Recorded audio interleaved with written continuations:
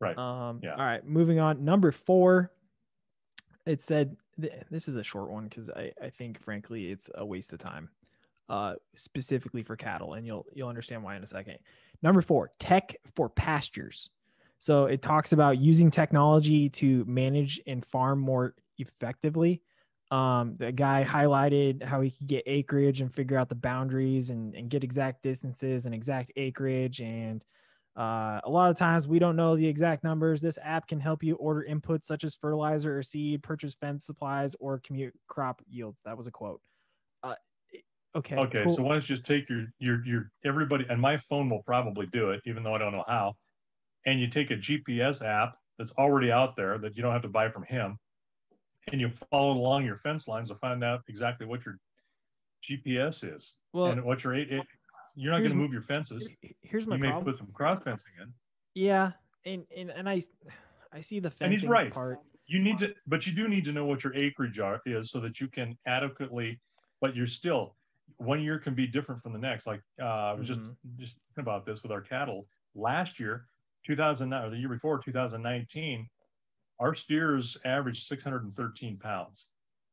That's pretty good for being mid March to the end of April calving date. Last year we got to 574. Difference? Nothing changed except that we had hordes of grasshoppers during Mm, the summer, and that so our feed quality went down because the grasshoppers were eating the best yep, feed, that makes and sense. so that took a 20, what is that, 35-pound difference, almost 40-pound difference on our steers. That's huge. That's nothing. That's an environmental factor you can't change. But you got to be looking at your grass anyway. You got to be looking at Yeah. what's going on. Well, And we pulled out of that pasture early, a couple weeks early because of weather, and right. we were getting down there where you don't want to overgraze something. My problem with it though is and literally everything I just read was almost verbatim what was in that section. Everything else was actually a pretty meaty section, and we have one more to go. But the Well, that number next because that really is, yeah. well, the problem is like here's my point though is they made that number their fourth point out of five for this virtual conference, and the problem is it's it's farm tailored. You're the National Beef Cattlemen's Beef Association that has there's ties to farming with beef, but you're beef. Like you're focused on the livestock. If anybody has any misunderstanding when it comes to farming and ranching, it's simply this. Farming is crops. Ranching Agronomy, is livestock. animal husbandry, yeah. Yes, and like living animal, living plant. That's pretty much the two differences. And that point there is that this guy is saying all these great things about using technology. Okay, got it. You can use it for fencing. Yes, you can get it for acreage. So hey, I'm not going to try and overgraze. I'll try and keep it, manage my herd because of sustainability, taking care of the ground, all that. But why is that a point in here? Because that right there to me means nothing for really cattlemen. It means more for farming than it does for cattlemen. Why is that Well, a point? yeah, yeah. Except that there's a good number of people that have a ranching operation, cow calf operation, where they're keeping their cattle, they're keeping those, they wean those calves off, and they've got a bunch of ground and a riparian area, or they can get some water to it, and they're growing corn. And so they're harvesting their own corn, for instance, there's several things, but corn's a big bang for your buck, Or hay making maybe. silage. And yeah, and so that they're able to feed these animals out in their own feedlot. So you got a farm ranch operation that is a combination. And yeah, it's like, okay, how many acres do you want to put into corn? Well, I got to be able to feed X amount of cows or calves. So there's some merit there to that. But I think for the most part, most of us are in the same boat where we Yeah. we don't have a lot of a finished type feed. We've got a sustainment type feed if you've got it, where and for us it's more efficient to buy our hay. We don't hay anything anymore, and so we purchase our hay from somebody and graze the ground we have, so we can get more animals grazed, or to be able to graze more per acre, because we had acreage into grass instead of some of it into hay. But then when you finish, at the end of the year, we send our calves to town, and then we just have bred cows and some bulls. We're not finishing them. We're just maintaining them through the winter. Where if you've got a feedlot now, you're feeding those guys and you're rationing and you're paying attention to how many, pounds per day they're gaining. So there's some merit to that, but I think it's probably a little smaller niche than most of us are used to. And I would say here's probably the bigger point to all of that is some of the things in this article have been tailored to what they said specifically in, I think it was the last point, small and medium size ranches, right? Yeah. So that's how my takeaway from this. And if you're really catering to those size operations, how many of those are duality? Like you were saying, most of them are all or nothing on one side or the other. Either, they might have a little bit here and there for, maybe a personal garden or something like that. That's different. But the majority of the small and medium-sized operations, I think, based off of what I've seen personally, at least in Montana, keep that all in perspective. I think the majority of us are either all cattle or all hogs or whatever your livestock is, or all crops. Now, are there do I know a family that does both? Absolutely. But yeah, I know several that do both. Yeah. But my point being, I think the majority of them are all or nothing livestock or farms. And that's why I'm like, if you're really trying to represent probably the majority of your cattlemen, why are you bringing up more of a farming solution than you are a ranching solution? Yeah. Well, and if you're raising hay, that's another issue. And a lot of people raise their own hay. Mm-hmm. Most raise their own hay. So there's some merit there, but I see that more as not having much more of an effect for finishing cattle, but sustaining, that's sustainment. Yeah, so, I agree. So if we had a bunch of alfalfa fields, you'd be like, okay, how much do we really? And I've done this. I've thought this in my head. How many acres of an alfalfa grass mix under a pivot would we need to put down to sustain so many head, plus have some extra hay to be able to pay for what it costs to put it up. Or essentially we're getting our hay for the minimum amount to stick through our cows. And of course, then you've got equipment cost, depreciation, maintenance, beating them across the ground. I mean, and that ground out of production for grazing. Yeah, it's in production for hay, still a product. And so you're diversifying in a way. You could then really concentrate on the hay, cut the cows back, and now you've got a diversified portfolio, if you want to talk about it in terms like that, where cattle prices are down. We're going to sell a bunch of cows off, and we're just going to start raising hay for those that can still afford it. Right. But when you're doing that, a lot of other people are doing it too. Yeah. So now you got a surplus of hay, which is going to be a little less per ton to get to the producer.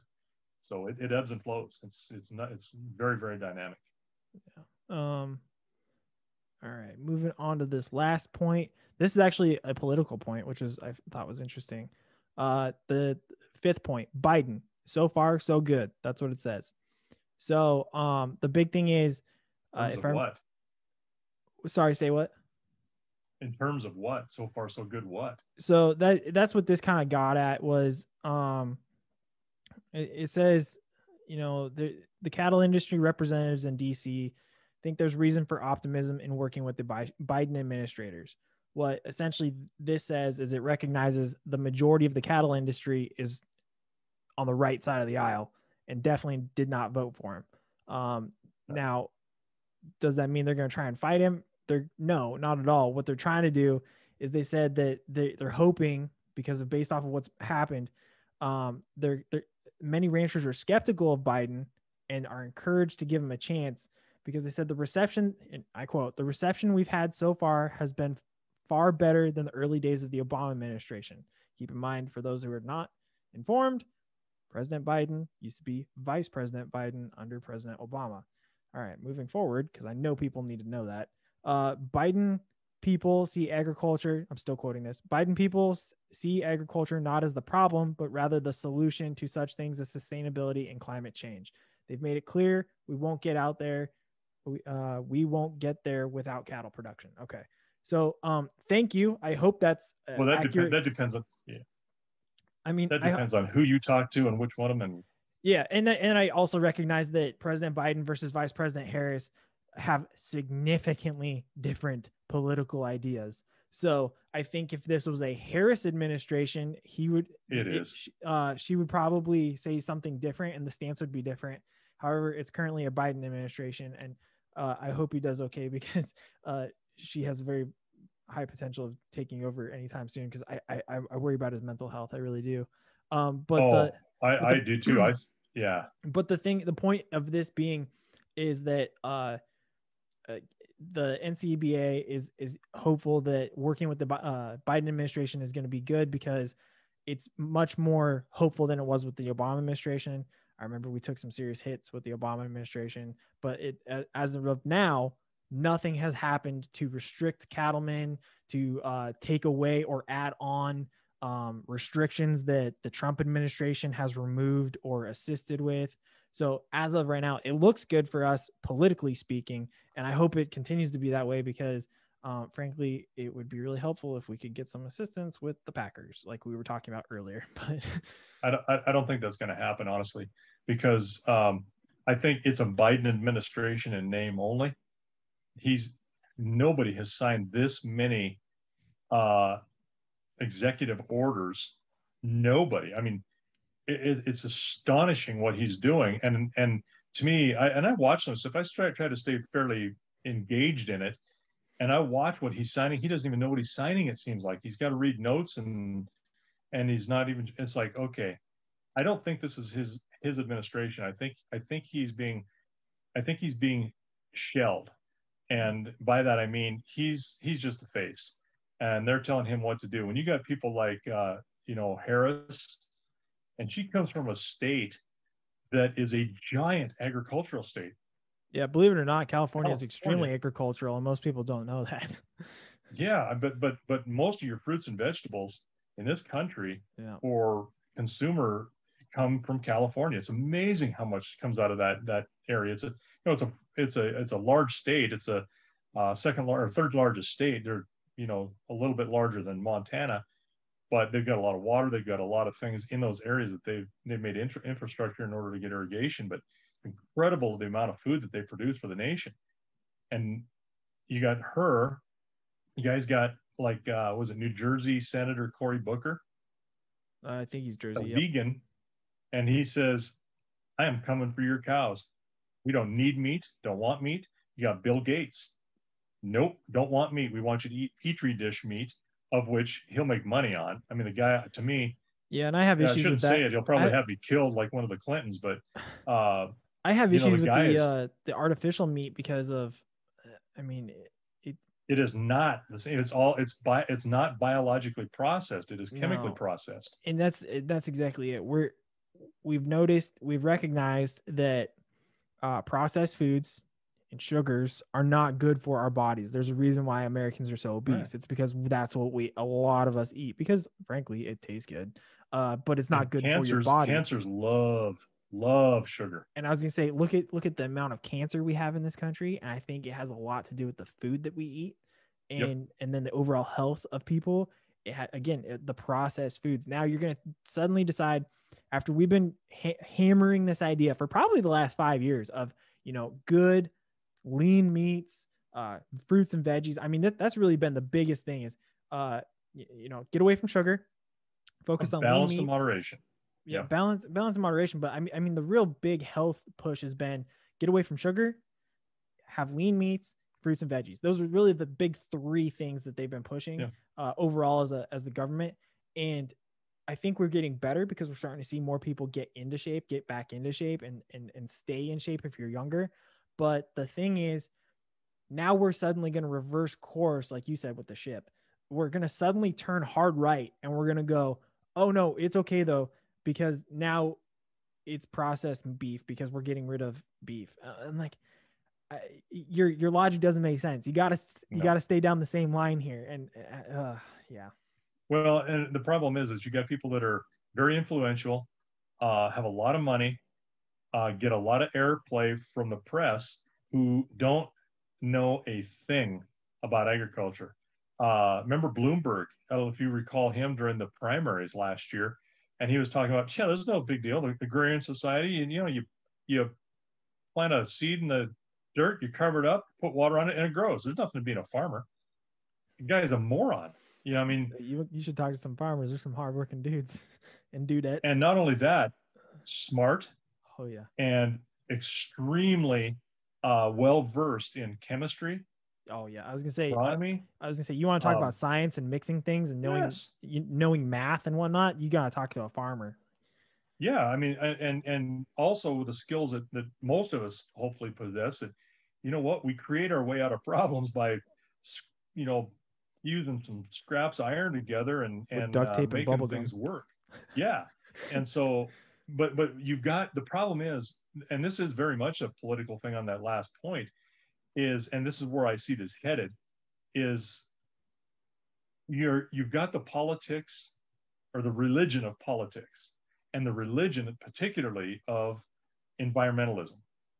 You know, I mean, that's something that can't necessarily be proven. You can prove things on either side, and either way you look at that, whether this is something we've done or something that's a natural cycle, you know, based over thousands of years, you can look at evidence both ways. It depends on how it's presented and what's the end result. So I think it's going to come down to the politics of environmental religion as to how we're going to get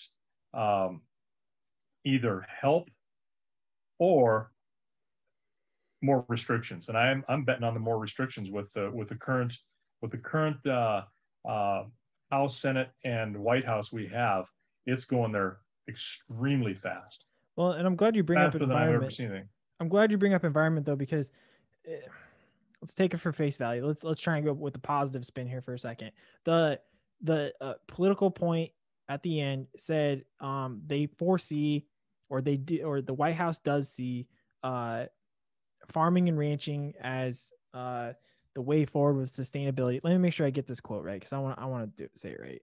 Here's okay. Before you start on this, everybody you have got to ask yourself, what are the definitions that they have for sustainability, for restriction, for everything, every buzzword they say.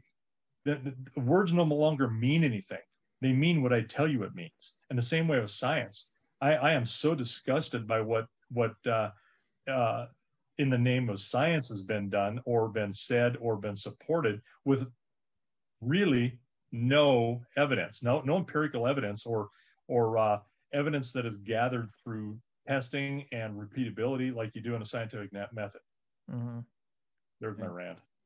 I know I just have to be very careful because I'm still active duty, so that's why I screwed this a little bit. But the thing is, here's the quote. It says, who's the one saying this? Colin Woodall, the CEO of NCBA. There you go. The man, the myth, the legend, the head honcho, CEO of NCBA says, Biden people see agriculture not as the problem, but rather the solution to such things as sustainability and climate change. They've made it clear we won't get there without cattle production.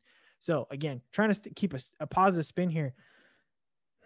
I think this goes to what we've been saying repeatedly over the course of this specific year. Because I had my rant probably a month and a half ago at this point, and the importance of, I keep harping on this, we take care of the land because the land takes care of us. That in itself is sustainability, because we know we cannot continue without what we have in front of us. And if we don't take care of it, it will fall apart eventually.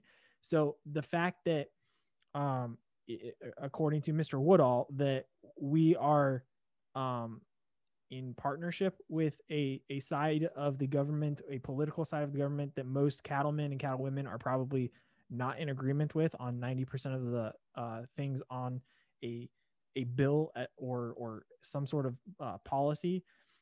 It gives me hope, because the fact that maybe we can be partnered up and maybe we can see somewhere like you were talking about, excuse me, where being NCBA, we're on the same side trying to row in the same direction. Maybe this is a opportunity for us being on opposite sides to see similarities and row in the same direction. I'm glad that you have the. I'm trying. Well, no, I'm serious. I'm glad that you have the optimism that I once had. I'm young. I know. Well, and because here's what I hear when I hear them when I hear the words from supposedly, now I'm taking Mr. Woodall's word for this, the Biden administration sees the solution to climate change as working with the farmers and ranchers. You're the solution. So this solution, we think, is you need to cut your numbers down. You need to raise less cattle, right? I mean, that's where it's at. Okay, here's the solution that they've got right now to climate change.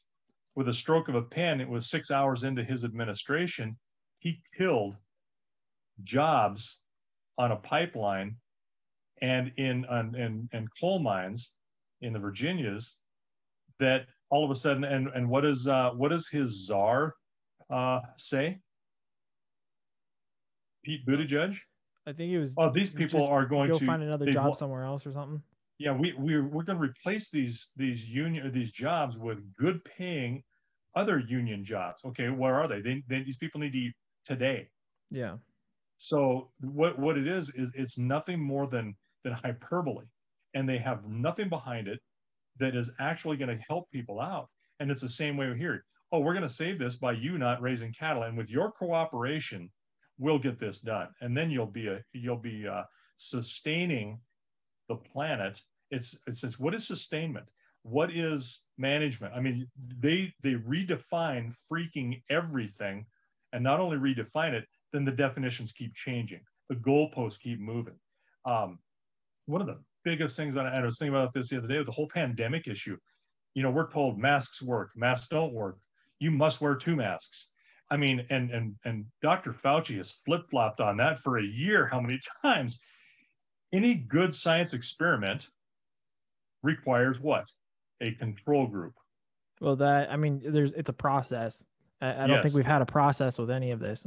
Well, we kind of have, because you've had one state that really did absolutely no mandates, and that was South Dakota. And you look at what their economy in South Dakota has done. You look at the elderly population, how many people they've lost. You look at how many people they've had in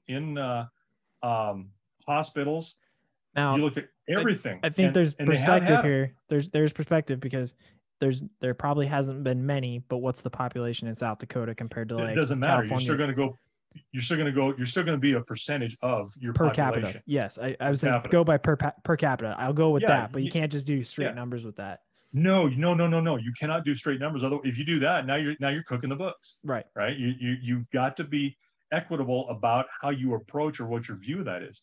So you've had South Dakota as really a control group, and South Dakota has come out of this better on all counts than any of those things. So you keep hearing all of these health people, and they've brainwashed, I think, people through the media, just Joe Schmo, everybody who's locked down, saying, oh my God, you're going to die if you go out there. And South Dakota didn't. And guess what? South Dakota didn't die. We have had no flus. I mean, there's a whole bunch of crap associated with this. When you attach money to anything, you're going to have some, shall we say, shenanigans take place. When you say, oh, we have a COVID death, we're going to get paid for this. Anytime you do that, you're gonna have fraud, and that's the problem with this. But the bigger picture, and this is a whole nother issue. I really, you don't want to do the political part on this, but we're being held down for a reason. And if it was science and purely science, you know what? And there was good science, you know what? I have to look at that, because that's my background as a science. Biology, chemistry, where my background is in my education. They're not using good science. And now, if you really look at the science in the aftermath of it, and you piece it together, they had no science. Their science, their control does not support what their mandates were in any way, shape, or form on all counts. And to flop over for a second, well, hopefully not, just to flop over, to use this as a tie back to agriculture. I think it's also this is interesting for the past year, because what you're bringing up is very valid in the sense that there has been just policy decided without any sort of true testing or analysis or anything. It's just, oh, we think this is what's going to happen, so we're going to do it. So Right. that with the pandemic, now relating it to agriculture and sustainability and what this point is that we were talking about, I think it's frustrating because now instead of being positive, I'm going to be negative here. The fact that sustainability, like you're saying, it does get changed, and we're trying to be sustainable. We're trying to be pro environment and all this. We turn around and we have like the Burger King commercials and everybody saying that the cows are bad for the environment. But like, listen, we're not. We try to work with the environment and try to be part of the environment. We want the environment to succeed just as much as anybody else, probably more. And the fact that I think the White House propaganda. Well, yeah, and that's what it is. It's propaganda, but it's frustrating because there is no science behind. Where is the science saying that the cows are breaking down the ozone compared to the cars in cities and stuff like that? And that's where I'm trying to get to. Yeah, no, I get it. And science is what I'm telling you it is. And you just need to accept that. You're wrong if you say anything because science is the end all and they're not doing good science. That's my point. And that's what frustrates me is the logic behind that. If you have logic and you can logically speak and provide some sort of analysis or data that would say this makes sense as to why we need to reduce cattle numbers or we need to stop eating cows or beef because of this, I'd be like, okay, I don't like it, but I see the information. I can accept that, but there's nothing there that I have seen that actually shows that. Because when everybody says on this particular other side of the issue, it's all the cows, it's they're the reason why everything's falling apart. I'm like, okay, but you're not accounting for the hairspray in the 80s. You're not accounting for the cars that every single day are traveling in our cities. Again, I bring this up because are you not going to count the millions and billions of people in cities every single day? I mean, again, going back to the pandemic, like they didn't. You look at India and Italy and France, China. And everything, the scenery was beautiful because people could finally see it because there wasn't smog from vehicles running. People were walking or biking or staying home. And then suddenly, oh, wow, it's so beautiful. It's so amazing. I'm like, yeah, we could do this also every single day of the year. If people, if you're in China and you biked or you're in LA and you biked or you found a way to carpool, you could reduce those emissions that are breaking down the ozone. They're not as impactful as the cattle. And then on top of that, again, another point, you're still forgetting, you're saying you're blaming one specific animal in the whole world, one specific animal. You're forgetting about people fart. You're forgetting about elephants. You're forgetting about ungulates, all the different wildlife out there that they're doing the exact same thing cattle are, and you're blaming it all on the cows. I just don't understand where this logic is because it's not providing any sort of actual analysis of, oh yeah, you know what? It's 100% the cows. And here's why. Here's all the information. Okay, but what about these others? Oh, we didn't account for that. Well, then it doesn't count. That logic does not count. That analysis does not count. Well, and here's the thing. How many times have you heard a cow burp? A lot. I mean, They do it all the time. Yeah. Just a brah, and they do. However, every ungulate does, every human does, every animal that eats does, or they burp or fart. Okay. What is it that plants need the most when to survive? Carbon dioxide. What do we do every time you take a breath and then spew something out of your mouth as you're talking? What are you exhaling? Carbon dioxide. Okay, why are there plants? There's the plant kingdom and animal kingdom.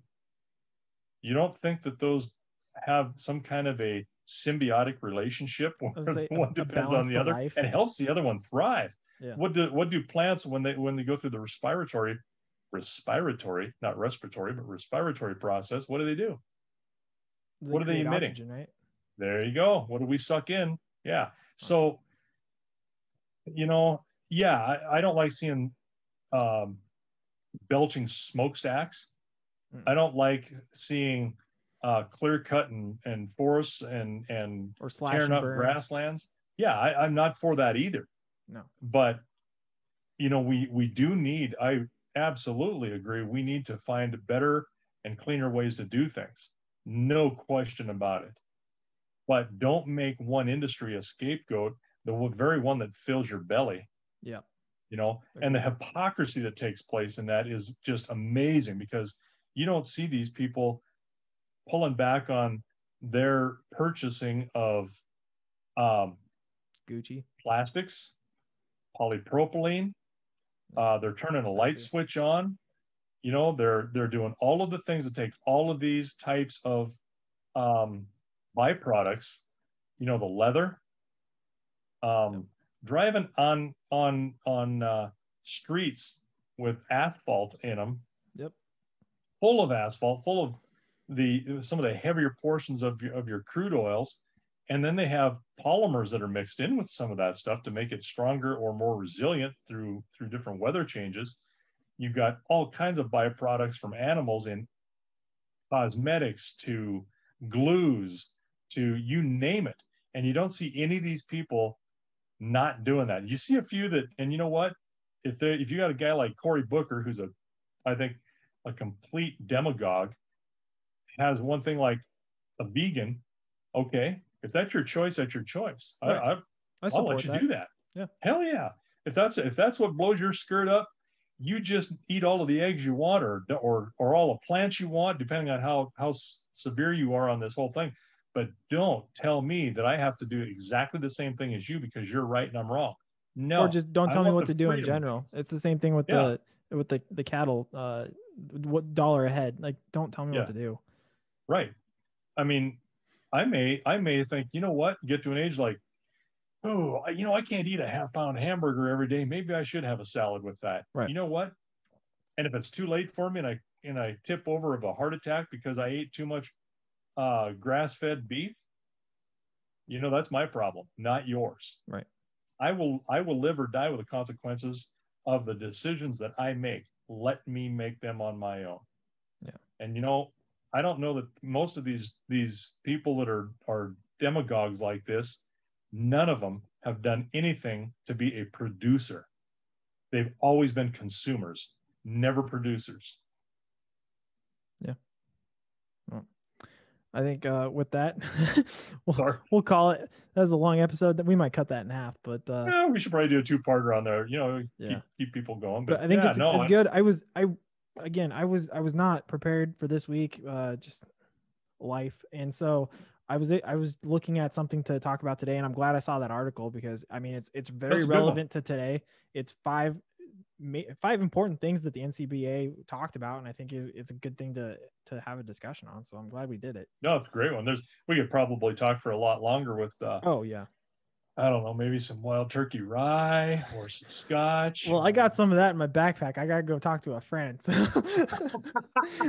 Well, my problem is that I've been doing a pretty good job of losing some weight, and I've done it mostly by not drinking any beer. And I love beer, you know. I know, that's me too. You know, you said that well. That's a glass of bread right there. It is. You know, I mean, the good beer. You get the dark stuff like we drink. Here's some good stuff for you, folks. For agriculture, the good beer is the heavy beer. The heavy beer is the dark beer. Dark beer is like a loaf of bread every time you drink it, and it's so good. Oh, Viking, yes. And mead, we like the mead too.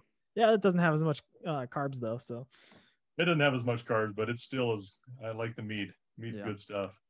All right. Well, I guess with that, we will thank you till you're better paid.